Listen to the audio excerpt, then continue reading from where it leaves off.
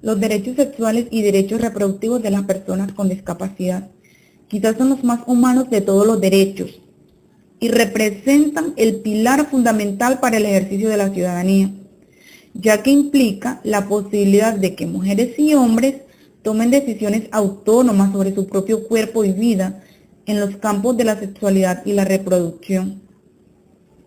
A raíz del tema de los derechos sexuales y de las personas con discapacidad, se han tejido un sinnúmero de imaginarios.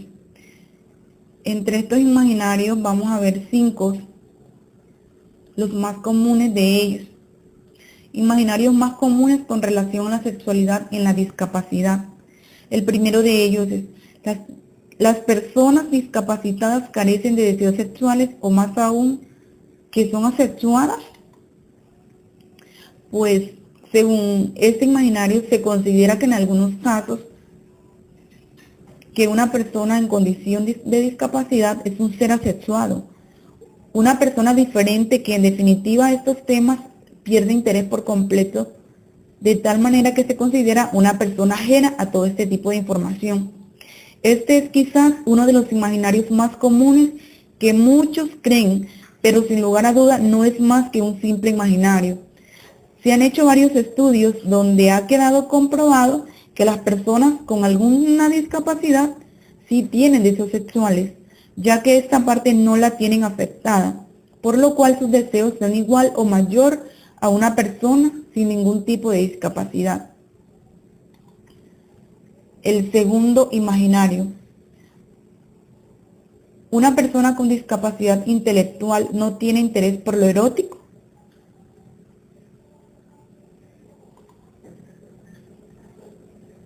Tal vez no pueden saber acerca del erotismo como concepto, pero sí se erotizan con imágenes que ven en diferentes programas de televisión o en revistas. Y gustan y disfrutan de ver este tipo de programas. Tercer imaginario, no necesitan privacidad. Todo lo contrario, ellos sí necesitan privacidad. Ellos sí necesitan su propia privacidad. Sí sienten vergüenza, así como yo, como cualquier otra persona. Voy a contarle una anécdota, algo que ocurrió. Por el barrio hay un niño con síndrome de Down. Un día estaban muchas personas en la calle. Él estaba allí y él le dijo a su mamá que tenía ganas de hacer chichi. Y ella, como no quería ir hasta su casa, le dijo que se orinara ahí, prácticamente enfrente de todo el mundo. Pues él esto le enojó demasiado y le dijo que no y se fue solo a su casa a hacer chichi. Al rato volvió y dijo que no había hecho chichi en ese lugar porque a él le daba pena que todo el mundo lo viera. Por eso había ido a su casa aunque quedara lejos para hacer chichi en el baño de su casa, enfatizó. Entonces, sí tienen necesidad de su privacidad, sí la necesitan. Otro imaginario, si se produce un embarazo del hijo, ¿heredará el trastorno? No necesariamente, si hay una discapacidad de los hijos van a salir así como sus padres, pues depende del tipo de discapacidad, pues hay trastornos del desarrollo congénitos que sí son heredables, pero no todos, ya que hay discapacidades donde los hijos no heredan esto de sus padres. Otro imaginario, no son abusados sexualmente por su condición física. Pues yo pienso que es todo lo contrario, ya que ellos están en un estado de más vulnerabilidad y son más propensos a que las personas se aprovechen de ellos. Entonces, ese es otro imaginario. Estos son los 5 imaginarios que presentamos en torno a toda la temática de las personas con discapacidades y simplemente quedan allí siendo imaginarios.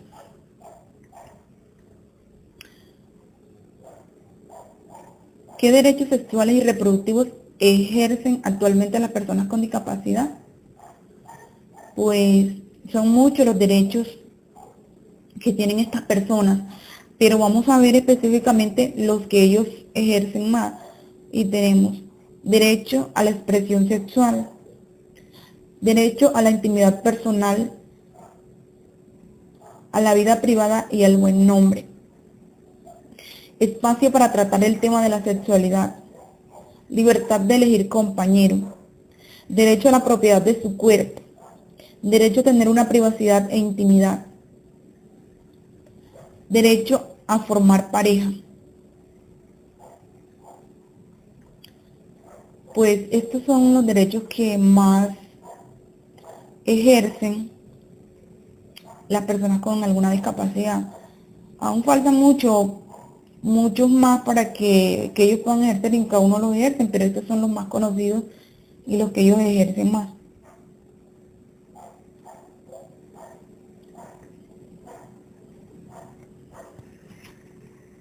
Pues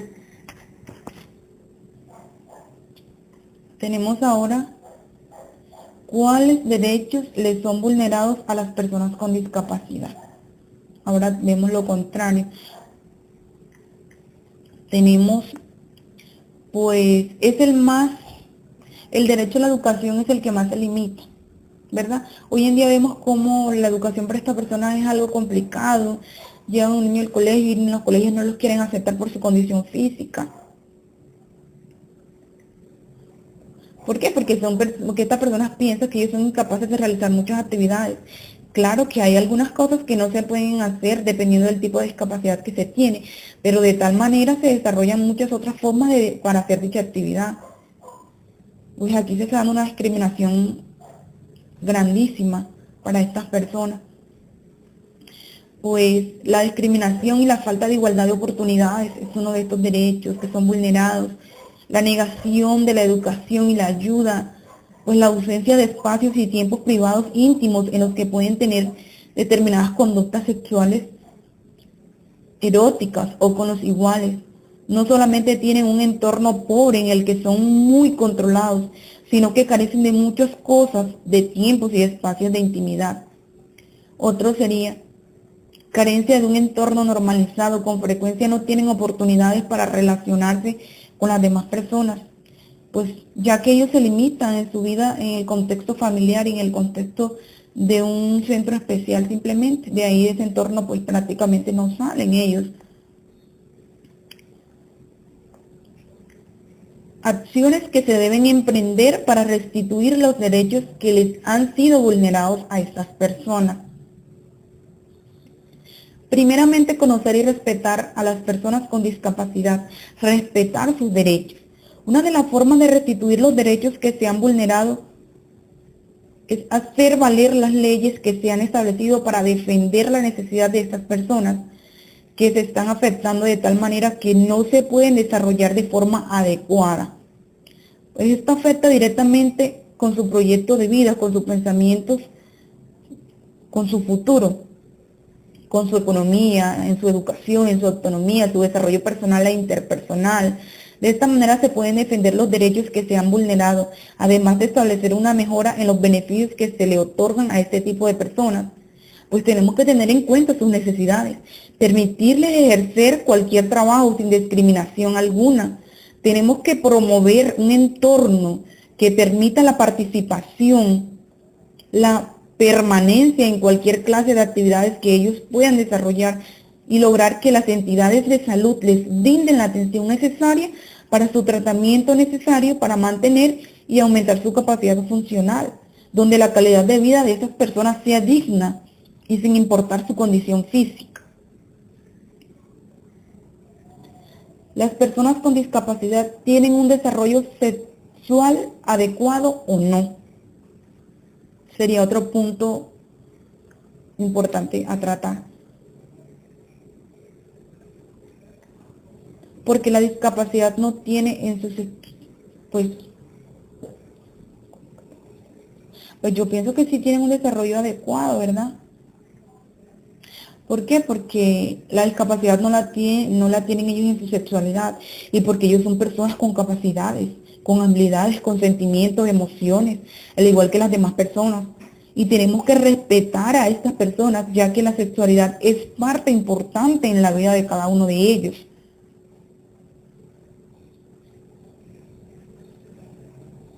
¿La discapacidad es o no un impedimento para abordar la sexualidad? ¿Y por qué? Pues pienso que ninguna discapacidad es un impedimento para tener vida sexual activa, porque las personas que padecen algún tipo de discapacidad no están imposibilitadas en ejercer su sexualidad, de sentir deseos por otros. Pues este es un sentimiento y deseo natural, normal en las personas con discapacidad. De ninguna manera la discapacidad es un limitante para tocar los temas de sexualidad. Todas las personas tienen derecho a que se les informe sobre este tipo de temas, además que influye en el desarrollo y en la vida personal de cada uno de ellos. ¿A partir de qué momento se le debe brindar una educación sexual a una persona con discapacidad? Esto se debe hacer en el proceso de su desarrollo, pues cuando se está empezando su adolescencia, donde empiezan a tener cambios en su cuerpo y las hormonas se hacen sentir más, será un excelente momento para poder explicarles los cambios físicos y emocionales que va a tener cada uno de ellos. Pues es el momento que yo pienso el más indicado para esto. ¿Qué miembros de la familia han de encargarse de la educación sexual? Pues primeramente sus padres, los cuales son los idóneos para que el desarrollo sexual de ellos sea guiado de forma sana, donde ellos lo puedan entender con una experiencia natural, normal y progresiva dentro del ciclo de vida del ser humano, porque no hay mejores personas para enseñar este tipo de información que sus propios padres.